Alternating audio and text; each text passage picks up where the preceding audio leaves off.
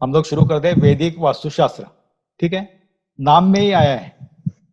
वैदिक का मतलब है वेदों से आया हुआ। ये जो वास्तुशास्त्र है वेदों से आया हुआ है। ठीक है, तो समझ गए वेद कब का है। वेद कम से कम 7,000 10,000 साल पुराना है। उसके अलग अलग लोगों ने अलग अलग कहा है। तिलक ने 10,000 साल का है, मैक्स मुलर ने 7,000 साल का है। ठीक है, 7,000 साल से ऊपर पुराना ये जो शास्त्र है, ये शास्त्र हम लोग पढ़ने जा रहे हैं। ये वेद कितने हैं, तो वेद 4 हैं। ऋग्वेद, सामवेद, यजुर्वेद, अथर्ववेद। ठीक है, 4 वेद हैं। पहले 3 वेद ऋग्वेद, सामवेद, यजुर्वेद, इन वेदों में आपको देवी देवताओं का वर्णन मिलता है। देवी देवताओं के नाम है, उनकी स्तुति है, उनके ये होम हवन की विधि है, उनकी पूजा की विधि है, ये सब ही है। तो पहले 3 वेदों में देवी देवताओं का वर्णन ज्यादा है। चौथा जो वेद है अथर्ववेद है। अथर्ववेद में जीवन जीने के लिए, मनुष्य को जीवन जीने के लिए जिन जिन शाखाओं से गुजरना होता है, जैसे आयुर्वेद है, संगीत है, नृत्य है, व्यक्तिमत्व विकास है, तो ये सभी प्रकार के जो है शास्त्र अथर्ववेद में आते हैं। सभी शाखाओं का जो विवरण है, विश्लेषण है, वो अथर्ववेद में दिया है। 4 मुख्य वेद है, वेदों के उपवेद है। उपवेद के बाद फिर जो है वो सूक्त है, पुराण है, ऐसे बहुत सारी वो श्रृंखला है। तो उसमें से अथर्ववेद का जो उपवेद है वो है स्थापत्य वेद, और स्थापत्य वेद का एक अंग जो है वो है वास्तुशास्त्र। तो वास्तुशास्त्र का जर्नी आपको पता चला कि वास्तुशास्त्र का जर्नी वेदों से हुआ है, जन्म वेदों में हुआ है। वेदों में अथर्ववेद, अथर्ववेद का उपवेद है स्थापत्य वेद, और स्थापत्य वेद का एक अंग जो है वो है वास्तुशास्त्र। स्थापत्य वेद का मतलब है इंफ्रास्ट्रक्चर, निर्माण। जो भी निर्माण होता है वो स्थापत्य में आता है, और उस निर्माण का एक अंग जो है वो वास्तुशास्त्र है। वास्तुशास्त्र, वास्तु का करेक्ट डेफिनेशन जो है, ऐसी भूमि जिस भूमि के ऊपर भवन निर्माण करना हो, उस भूमि के शास्त्र को कहते हैं वास्तुशास्त्र। वास्तु का मतलब है भूमि, ना कि बिल्डिंग, ना कि भवन। भवन शास्त्र अलग है, भूमि का शास्त्र अलग है। तो भूमि के शास्त्र को वास्तुशास्त्र कहते हैं। ठीक है, तो ये स्लाइड्स में क्या है कि वैदिक वास्तुशास्त्र, वास्तुशास्त्र वेदों से कैसे आया है, और उसका जो स्टेप्स है, ग्रोथ कैसे कैसे हुआ है, डेवलपमेंट कैसे कैसे हुआ है। तो अथर्ववेद का उपवेद स्थापत्य वेद है, और स्थापत्य वेद का एक अंग जो है वास्तुशास्त्र है। वास्तुशास्त्र की जो डेफिनेशन है, 90% वास्तु तज्ञ जो है, वास्तु कंसल्टेंट जो है, वो गलती कर बैठते हैं। वो भवन शास्त्र को वास्तुशास्त्र समझते हैं, ऐसा नहीं है। वास्तुशास्त्र में भूमि बहुत महत्वपूर्ण है, बहुत इंपॉर्टेंट है। भूमि के शास्त्र को वास्तुशास्त्र कहते हैं। कौन सी भूमि, जिस भूमि के ऊपर भवन का निर्माण करना हो, ऐसी भूमि को कहते हैं वास्तु। क्लियर। तो इससे आगे जब भी मैं वास्तु बोलूंगा तो आपके दिमाग में, आपके माइंड में क्या आना चाहिए, जो भी बिल्डिंग है वो बिल्डिंग के बेसमेंट में जो भूमि है वो भूमि, वो लैंड, लैंड इज इंपॉर्टेंट। तो दोष कहां पर आएंगे, दोष भूमि में होंगे। उपाय कहां करना पड़ेगा, उपाय भूमि में करना पड़ेगा। ठीक है, तो वास्तुशास्त्र का दोष जो है वो भूमि में ढूंढना है, वास्तुशास्त्र के उपाय भी भूमि में करने हैं। कोई अगर वो बोलता है ऊपर ये लगा दो, ये लगा दो, वो कर दो, तो वो वास्तुशास्त्र का उपाय नहीं है। वैदिक वास्तुशास्त्र नहीं मानता है। वैदिक वास्तुशास्त्र मानता है वास्तुशास्त्र भूमि का शास्त्र है, दोष भूमि में होगा तो उपाय भी भूमि में होंगे। तो ये शास्त्र जो है वो किसने रचा है, इसके कोई रचयिता होंगे। तो मत्स्य पुराण अध्याय 252 में एक श्लोक आता है, भृगुरत्रि वशिष्ठश्च विश्वकर्मा मयस्तथा नारदो नग्नजिच्चैव विशालाक्ष पुरंदरा ब्रह्मकुमारो नंदिश्च शौनको गर्ग एव च वासुदेवो अनिरुद्धश्च तथा शुक्र बृहस्पति अष्टादशैते विख्याता वास्तुशास्त्रोपदेशका। भृगु, अत्रि, वशिष्ठ, विश्वकर्मा, मय, नारद, नग्नजित, विशालाक्ष, पुरंदर, ब्रह्मा, कुमार, नंदेश, शौनक, गर्ग, वासुदेव, अनिरुद्ध, शुक्र और बृहस्पति, ये 18 जो है ना विश्वविख्यात वास्तुशास्त्र उपदेशक है। इन्होंने अपने अपने कार्यकाल में, हर एक का कार्यकाल अलग है, कोई 5,000 साल पुराना है, कोई 6,000 साल पुराना है, कोई 1,500 साल पुराना, 2,000 साल पुराने हैं, इस प्रकार से। तो ये सब जो है आपको इन्होंने दिया हुआ शास्त्र है, वो शास्त्र डेवलप किया हुआ है, और वो शास्त्र हम लोग आज से इनकी परंपरा में जा रहे हैं। ये हमारे गुरु है, तो ये हमारी गुरु परंपरा है। इन परंपरा में हम लोग आज से ज्वाइन हो रहे हैं, और इस गुरु परंपरा में ज्वाइन होने के बाद हम लोग जो है काम करेंगे, और जब भी जरूरत पड़ेगी हम लोगों को तो इंट्यूशन के माध्यम से ये लोग जो है हमें ज्ञान देंगे। तो इनका ब्लेसिंग्स होना बहुत जरूरी है, इनके ब्लेसिंग्स मिलना बहुत जरूरी है। तो हम लोगों को सवेरे रोज स्नान के बाद में एटलीस्ट एक बार इन लोगों को याद करना है कि इनके ब्लेसिंग्स की बहुत ज्यादा जरूरत है और इनके ब्लेसिंग्स हम लोगों को मिलना चाहिए और इनके ब्लेसिंग से ही हम इनका काम जो है आगे बढ़ा सकते हैं। क्लियर? तो आप कौन सा वास्तुशास्त्र सीख रहे हैं? जो ये ऋषि मुनियों ने रचा हुआ वास्तुशास्त्र आप सीख रहे हैं, इतना ख्याल रखो। ये प्योर वास्तुशास्त्र अच्छी तरह से आप यहाँ पर जो है उसका नॉलेज ग्रहण कर रहे हैं। अभी क्वेश्चन आता है कि ये शास्त्र क्यों सीखना है, क्या फायदा है? उसका कुछ फायदा तो होगा, बेनिफिट्स क्या है? विदाउट बेनिफिट्स हम लोग कैसे सोचेंगे?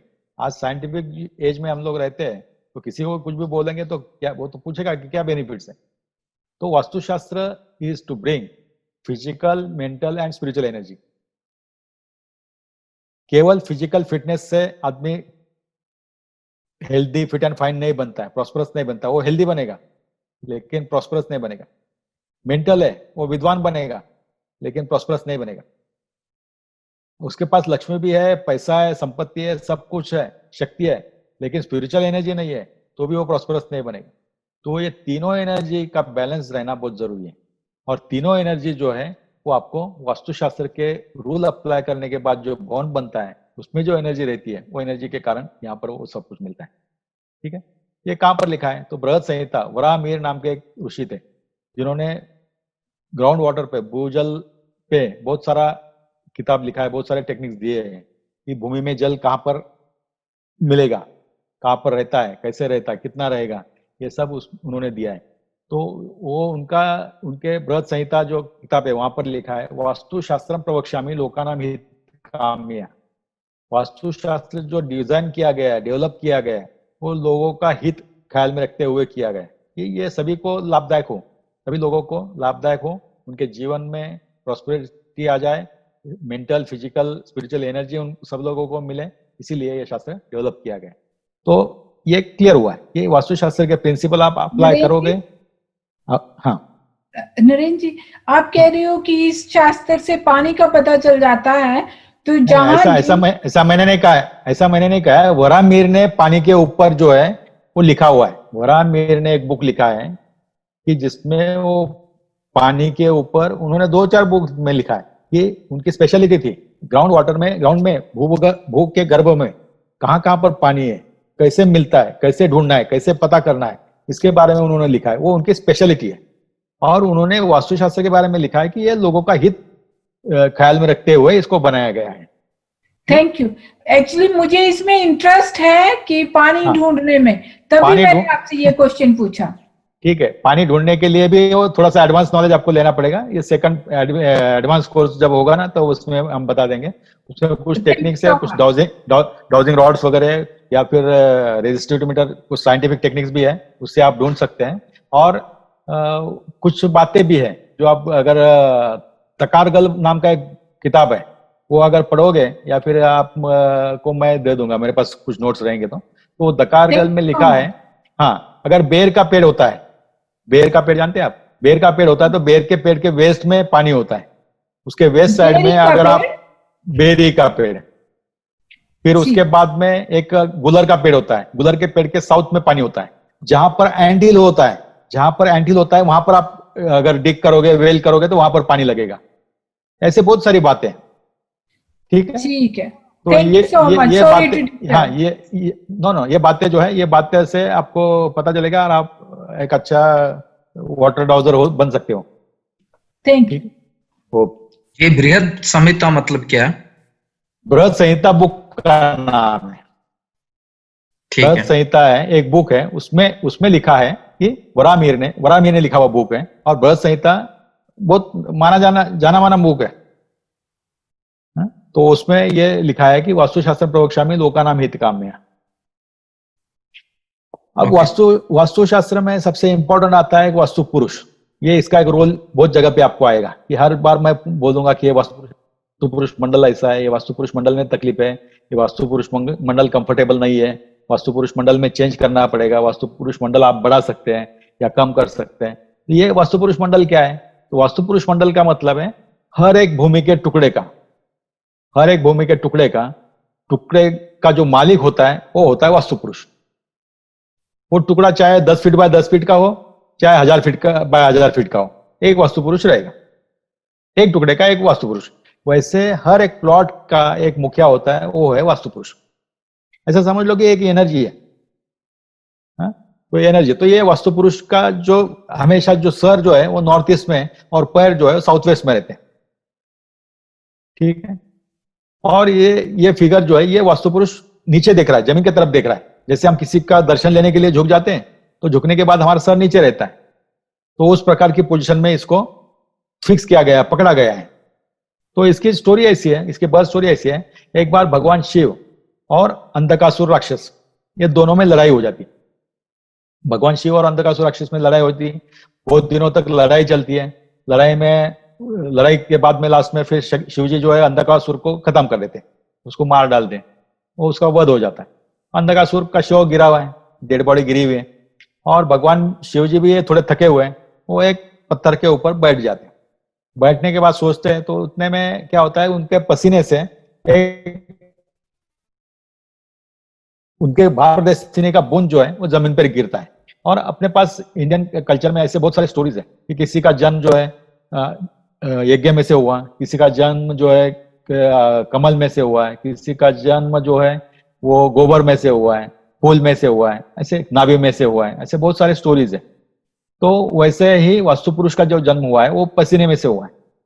अब पसीना जो है वो निगेटिव है, किसी भी आदमी का पसीना ये जो निगेटिव है, तो इसका मतलब है उसको जो उसका जो परिणाम है, जो पुरुष बना है वो भी निगेटिव है, वो एक राक्षस है। और वो क्या करता है, वो राक्षस जो है हर एक को तकलीफ देता है। राक्षस का मतलब क्या है, डिजास्टर, निगेटिव एनर्जी का मतलब है जो भी किसी के लिए हार्मफुल है उसे हम लोग क्या कहते हैं, निगेटिव। जो हेल्पफुल है उसे कहते हैं पॉजिटिव, ठीक है। भगवान एक जो इमेज है, वो कंसेप्ट जो है, गॉड आर पॉजिटिव बिकॉज वो हेल्प करते हैं। राक्षस क्या है, वो निगेटिव, वो डिस्टर्ब कर देते हैं। तो वैसे ही ये एनर्जी है, वही उसी तरह से इसमें सोचना है। और समझाने के लिए बहुत सारे स्टोरीज बनते गए, अभी इतने हजारों साल पहले हम भी नहीं जानते, लेकिन समझाने का एक तरीका है। आज हम इसी तरह से समझा सकते हैं कि आज जो भी आपके लिए हेल्पफुल है दैट इज गॉड पार्टिकल, और जो हार्मफुल है वो डेविल पार्टिकल, राक्षस पार्टिकल। तो इस प्रकार से वो जो वास्तु पुरुष का जो राक्षस है वो खड़ा हो जाता है जन्म के बाद और बोलता है मुझे भूख लगी, मुझे खाना दो। अब शिवजी के पसीने से निकला हुआ है, तो शिवजी का बेटा हुआ हो, शिवजी का पुत्र हुआ, शिवजी बोलते हैं ठीक है जा खा जा, अब आशीर्वाद मिला खा जा। तो पहले वो अंधकासुर का शव पड़ा है उसको खा लेता है, फिर भी उसकी भूख कम नहीं होती, फिर सृष्टि में जो मिल रहा है वो खाने के पीछे दौड़ता है। तो इससे क्या हुआ कि सृष्टि में जो देवी देवता मनुष्य सब जो लोग एक साथ रहते थे वो सब लोग घबरा गए, वो सब लोग गए ब्रह्मा जी के पास। क्यों ब्रह्मा जी के पास गए, क्योंकि ब्रह्मा जी ने सृष्टि बनाई है। ब्रह्मा जी के पास जाके कंप्लेन किया कि ब्रह्मा जी आपने इतनी सुंदर सृष्टि बनाई है और ये जो राक्षस है ये विनाश कर रहा है, तो आप जो है थोड़ा उसको समझ दो। तो ब्रह्मा जी के पास जाने के ब्रह्मा जी कहते कि कौन है ये, तो पता चलता है कि ये वास्तु पुरुष है, ये जो शिव जी का पुत्र है। तो ब्रह्मा जी कहते हैं ठीक है हम लोग इसको पकड़ के शिव जी के पास लेके चलते हैं, शिव जी इसको जो है कुछ इसमें हल निकालेंगे। तो उसको पकड़ के शिव जी के पास लेके जाते हैं। अब शिव जी को देखते ही, ये शिव जी तो इसके पिताजी है, शिव जी को देख के नमन करने के लिए राक्षस झुक जाता है, और इतना बड़ा राक्षस झुक गया ऐसे समझ के सब लोग देवी देवता लोग उसको पकड़ के दबा के रखते हैं, ठीक है। और दबाते समय क्या होता है कि नॉर्थ साइड से यहाँ पर नॉर्थ में सभी देव लोग रहते हैं, ईस्ट में देव लोग आते हैं, साउथ में सब राक्षस लोग आ जाते हैं, वेस्ट में सब राक्षस लोग आ जाते हैं, और बीच में जो है ब्रह्मा जी उसके पीठ पे जाके बैठ जाते हैं। इसीलिए उस स्थान को, सेंटर के स्थान को हम लोग क्या कहते हैं, ब्रह्म स्थान, क्योंकि ब्रह्मा जी ने उसको बैठ के दबा के उसके पीठ के ऊपर बैठे हुए हैं और उसको दबाया हुआ है। और उसकी कंप्लेन करते हैं शिव जी के पास कि शिव जी ये जो राक्षस है ये सभी लोगों को तकलीफ दे रहा है, आप इसे कुछ समझाओ। तो शिव जी पूछते भाई क्यों ऐसा कर रहा है, तो लोगों को क्यों तकलीफ देता है। वो बोलता है मुझे भूख लगी है, मुझे खाना दो, मुझे जो जो लोग खाना देंगे उनको दे दूंगा। तो शिव जी कहते हैं कि फिर सेटलमेंट कर देते हैं। शिव जी बोलते हैं सभी लोगों से कि भाई आप खुद के लिए खाना बना रहे हो, एक बाइट, ये वन ग्रास, एक ग्रास जो है, एक बाइट जो है आप इसके नाम से निकाल के रखो, इसको दे दो और फिर अपना अपना कर लो। हर घर से उसको एक एक बाइट मिलेगा तो तृप्त हो जाएगा, शांत हो जाएगा। तो इस प्रकार से तब से अपने पास प्रथा है कि जब भी भोजन बनता है तो भोजन बनने के बाद गृहिणी क्या करती है कि एक एक बाइट जो है हर एक का, चावल का, रोटी का, सब्जी का, सभी का एक एक बाइट निकाल के वो नैवेद्य रख देते हैं वास्तु पुरुष के नाम से। और जब भी सभी घर के सभी लोगों का खाना हो जाता है तो उसके बाद में ये किसी भी पशु, पक्षी या प्राणी को आप दे सकते हैं। हाँ, ये नैवेद्य मनुष्य के लिए नहीं है। तो ये जो नैवेद्य निकाला है वास्तु पुरुष का, वो किसी मनुष्य को नहीं देना है, वो किसी पशु पक्षी को देना है। तो इस प्रकार से ये पहला रेमेडी हुआ कि आपको घर में जब भी खाना बनेगा, एक बार, दो बार, जब भी जितना बनाते हैं एटलीस्ट एक बार से तो शुरू करो। आप खाना जैसे बनेगा तो पहले वास्तु पुरुष के लिए एक डिश निकालो, उसमें निकाल के रख दो, वो कहीं पर भी रख दो, एक जगह पे, सुरक्षित जगह पे, और नमस्कार करके कह दो कि ये वास्तु पुरुष के लिए है और वास्तु पुरुष इसे ग्रहण कर ले। ठीक है, तो ये प्रैक्टिस जो है आपको करना है। दूसरा, घर में जो भी कोई आएगा, जो भी गेस्ट आते हैं, बस उसको वास्तु पुरुष समझ के अन्नदान करना है, भोजन देना है। घर से कोई खाली पेट नहीं जाएगा।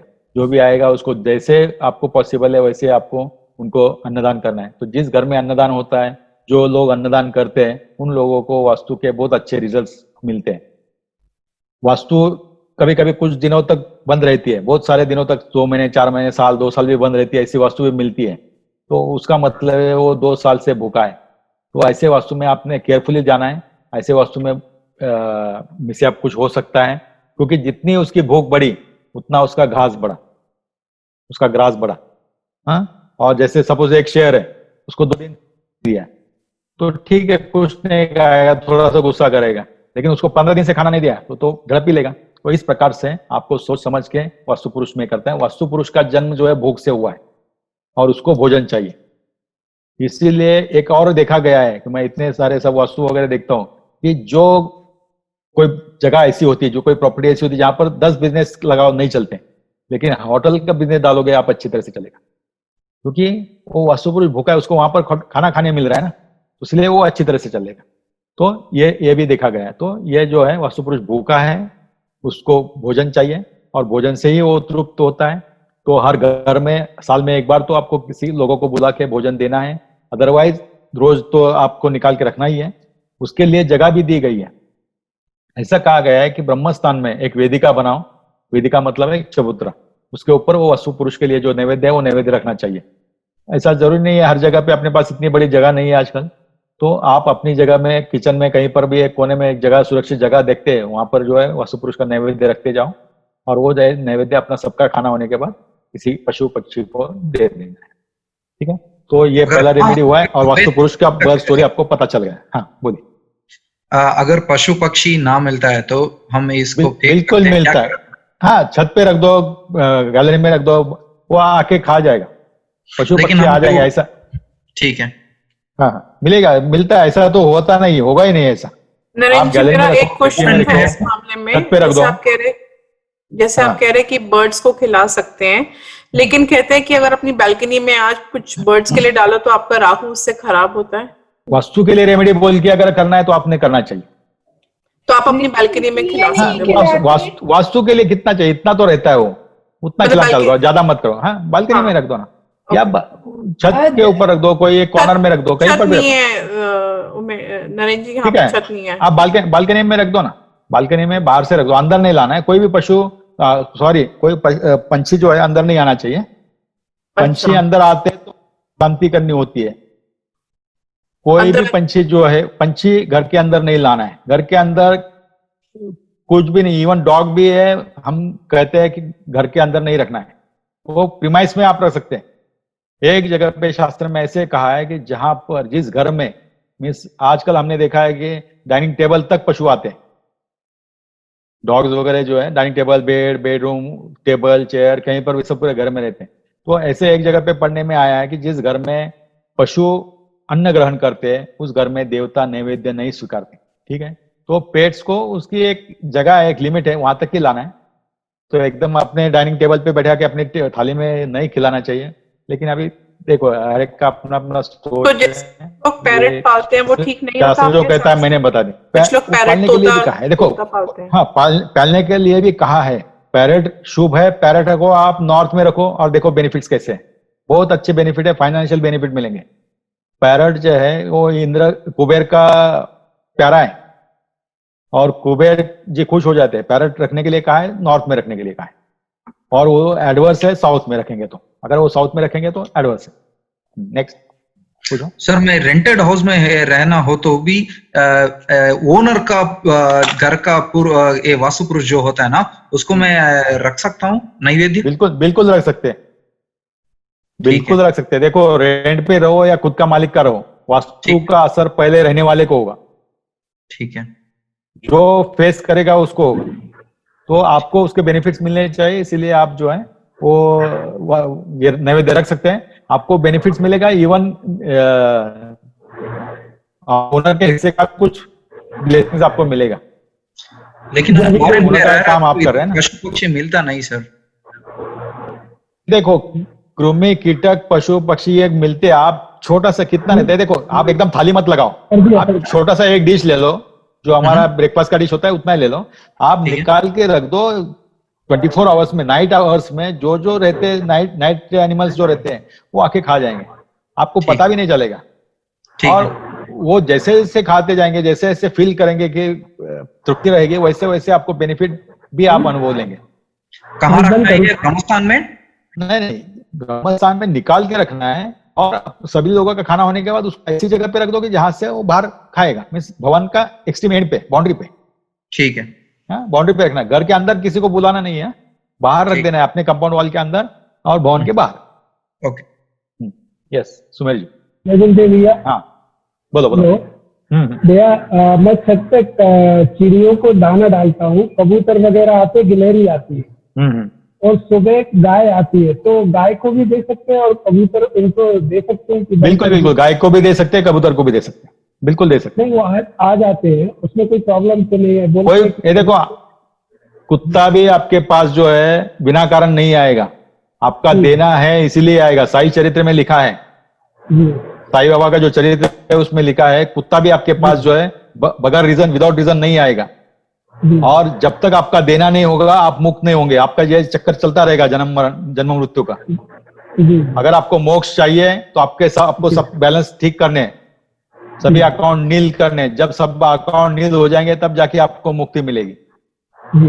ठीक है, तो जो भी आता है, इवन मैं बोलता हूँ जब भी आप घूमते फिरते हो, ट्रैफिक पे कोई आपको मिल जाता है, किसी की जरूरत है, कोई भीख मांगने आ जाता है, आपको क्या 1 रुपया 2 रुपये 5 रुपए जो भी है वो देना चाहिए।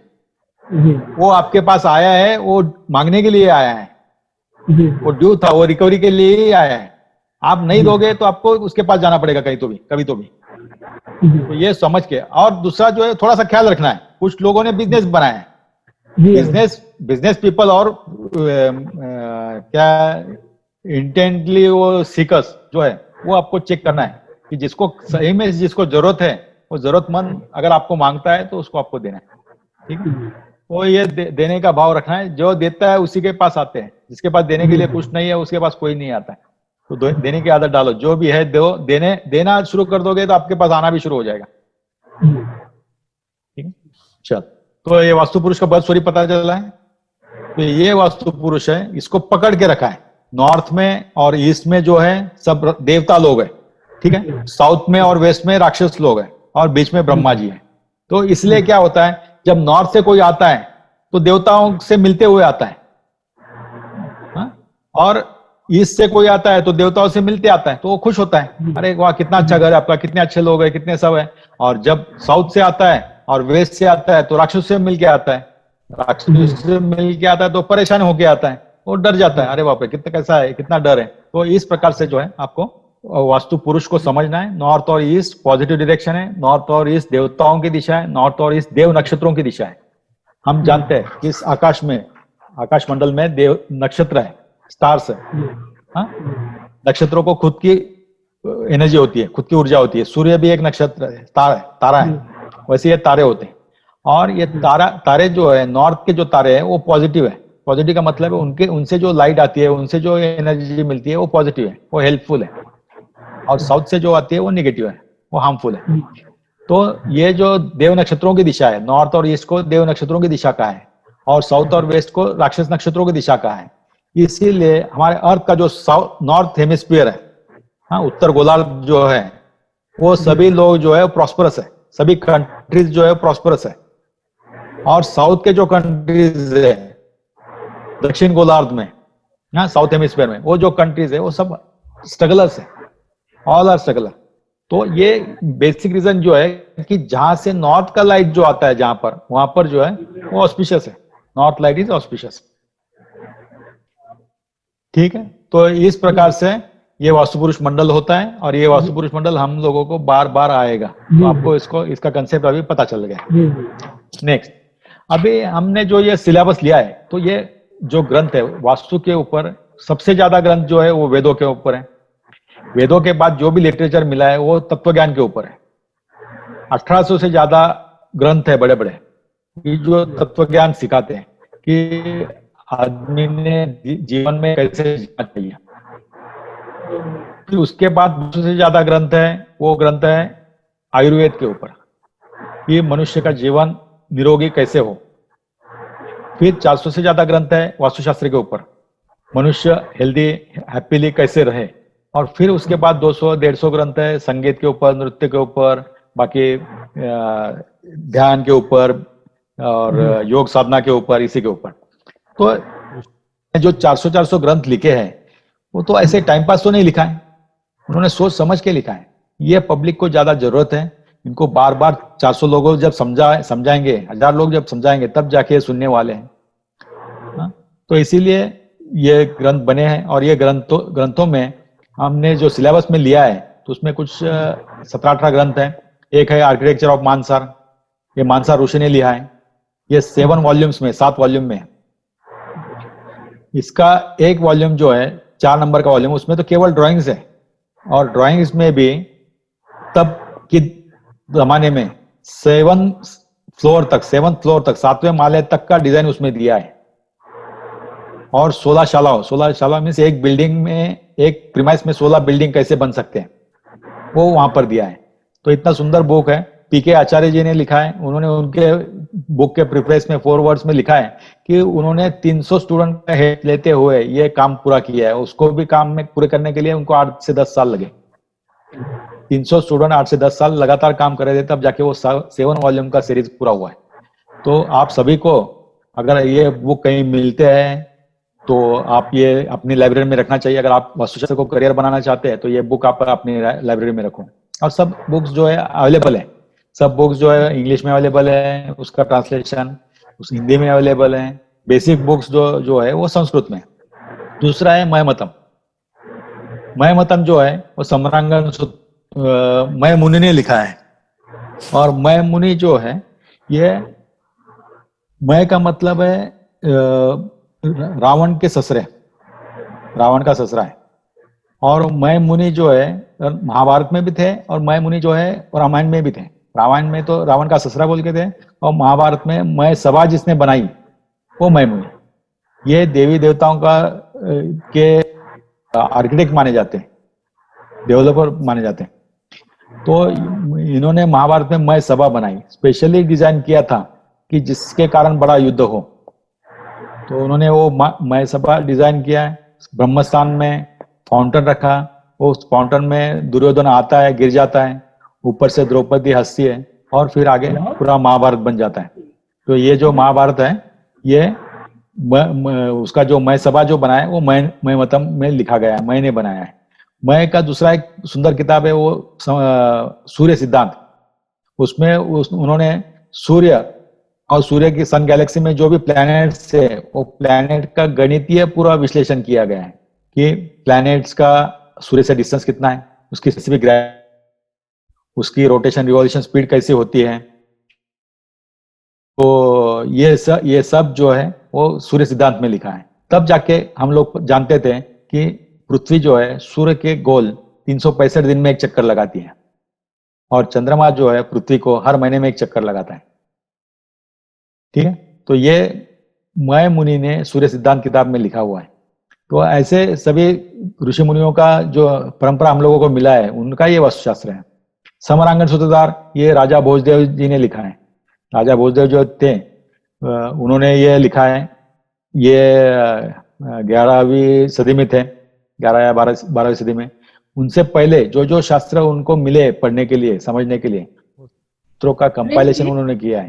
तो समरांगण सूत्रधार हो गए। फिर उसके बाद विश्वकर्मा प्रकाश है। विश्वकर्मा प्रकाश ये विश्वकर्मा और उसका पुत्र अपराजित, इनके दोनों में जो जो चर्चा के बारे में वो उन्होंने लिखा है। मत्स्य पुराण है, अग्नि पुराण है, शिल्प रत्न, कामिका आगम, अजिदागम, ये साउथ इंडिया के कुछ ग्रंथ हैं।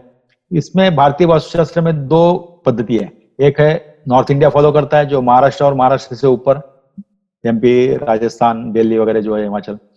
और दूसरा जो है महाराष्ट्र से नीचे, आंध्र, कर्नाटक, तमिलनाडु, केरला वगैरह, वो है south Indian style. South India में लोग जो है वो मय को मानते थे, मय मुनि को, और नॉर्थ इंडिया के लोग जो है वो विश्वकर्मा को मानते हैं। तो इस प्रकार से विश्वकर्मा और मय, ये दोनों का योगदान बहुत बड़ा है भारतीय वास्तुशास्त्र के ऊपर। फिर उसके बाद में आगे सुप्रभेदागम, तंत्र समुच्चय, बृहद संहिता, स्थापत्य वेद, काश्यप शिल्प, राजवल्लभ, वास्तुविद्या, मनुष्यालय चंद्रिका, विश्वकर्मा वास्तुशास्त्र, ये जो है ये वास्तुशास्त्र के कुछ 18 जो इम्पोर्टेंट लिटरेचर्स है, ग्रंथ है, उनके नाम यहाँ पर दिए हैं। जो जो आपको मिलते हैं आप इसका लाइब्रेरी जरूर बनाइए, आपके पास रहना चाहिए। और जब भी समय मिलता है थोड़ा सा डिटेल पढ़ेंगे, आपको पता चलेगा कि कितना सुंदर और अच्छी तरह से दिया हुआ है। क्योंकि सर अगर एक बुक ही लेनी हो तो कौन सी लें? एक जिसमें सब कुछ हो थोड़ा थोड़ा? हाँ, एक ही लेनी है। अगर आप आर्किटेक्ट हैं तो आर्किटेक्चर ऑफ मानसार लो। अगर आप जनरल रेगुलर रीडर अगर है तो आप सूत्रधार ले लो। समरांगण सूत्रधार को वास्तु की गीता कहा गया है, और सिंपल वर्ड में अच्छी तरह से अच्छा, और आज की मीन्स 12वीं सदी का है। बाकी मयमत्तम मानसार ये तो बहुत पुराने हैं, तो ये समरांगण सूत्रधार आप ले सकते हैं। ओके। और जो टेक्निकल है, जिनको टेक्निकल चाहिए तो वो स्थापत्य वेद ले सकते हैं, मानसार ले सकते हैं। इसमें आपको ड्राइंग्स मिलेंगे, टेक्निकल टिप्स मिलेंगे, तो वो भी एक बहुत सारी अच्छी किताब है यहाँ पर। सर ये साउथ इंडिया में और नॉर्थ इंडिया में देवालय का आर्किटेक्चर अलग होता है ना, वो किसमें लिखा है? मनुष्यालय चंद्रिका में मनुष्य के लिए लिखा गया है, और देवालय चंद्रिका ऐसे ही देवालय चंद्रिका है, उसमें देवालय के बारे में लिखा है। ठीक है, दोनों भी, साउथ इंडिया का भी नॉर्थ इंडिया का भी, दोनों को भी? हाँ, नहीं, साउथ इंडिया का और नॉर्थ इंडिया के लिए अलग है। विश्वकर्मा प्रकाश के जो है उसमें आपको मिलेंगे। ठीक है। और मयमत्तम के 2 वॉल्यूम में, अपराजित पृच्छा के 2 वॉल्यूम में, बहुत सारे किताबों का हिंदी ट्रांसलेशन हो चुका है। उदयपुर के डॉक्टर श्री कृष्ण जुगनू है, उन्होंने जो है कि 97 बुक्स का Sanskrit to Hindi English translation किया है। उसमें कुछ 90 हिंदी में, इंग्लिश में। तो उनका मेरे पास 30-40 बुक एक ही बार मंगाया था, और उनको ही बुलाया था। तो उनसे बुला के हम लोगों ने 5-10 लोग थे, हम लोग एक विला लिया था, और विला में हम लोग 10 दिन बैठे थे। और 10 दिन में रोज सवेरे से शाम, सवेरे 5 बजे से हमारा कोर्स चालू हो जाता, रात में 11 बजे तक। तो एक एक बुक लेके उस बुक में क्या लिखा है, कैसे लिखा है, उसके हाइलाइट्स क्या है, वो सब वो बताते थे। ऐसा एक प्रोग्राम हमने किया था। तो ऐसा इस प्रकार से आपको जो है जहां से जो जो नॉलेज मिलता है वो नॉलेज कलेक्ट करना है और उसका एप्लीकेशन करना है। विश्वकर्मा वास्तुशास्त्र है, स्थापत्य वेद है, Hindu architecture in India and abroad, ये भी आर्किटेक्ट के लिए अच्छा है। आर्किटेक्चर ऑफ मानसार, ये एक मेरा बुक है वास्तु रत्नावली, ये मराठी में एक जीवनाथ झा का एक वास्तु रत्नावली ग्रंथ था। उस ग्रंथ को केवल मराठी मैंने किया है कि एज इट इज, जैसे ग्रंथ कहता है उसका ट्रांसलेशन, मेरे उसमें कमेंट्री नहीं दी है। क्योंकि क्या होता है कमेंट्री में मैं मेरे कंसेप्ट या मेरा समझ उसमें डाल सकता हूँ, वो नहीं डालना चाहिए। जो जैसे लिखा है बस वैसे उसका ट्रांसलेट करके रख दिया है। ये उसका प्रमोशन हुआ था। और उसी के बाद 16-17 की बात है, जून 17 की, तो रतन टाटा जी के सामने मुझे एक वास्तु के ऊपर लेक्चर देना था, और वास्तु में मैं पीएचडी का गाइड भी हूँ। तो 28 स्टूडेंट्स को मैंने पीएचडी के लिए गाइड किया है अलग अलग सब्जेक्ट में वास्तु के, तो उसके लिए अप्रिसिएशन उनके हाथ से मुझे अवार्ड मिला था। तो उस दिन ये बुक भी उनको हमने दे दिया था। तो ये मेरे लिए बहुत बड़ी उपलब्धि है। इंजीनियर ये रतन टाटा जी के साथ में खड़े रहना, उनको हमारे विचार समझाना और उनसे अप्रिसिएशन लेना, तो ये तो मैं योग मानता हूँ। जो इंजीनियरिंग में मुझे नहीं मिल पाया वो वास्तु ने दिया है।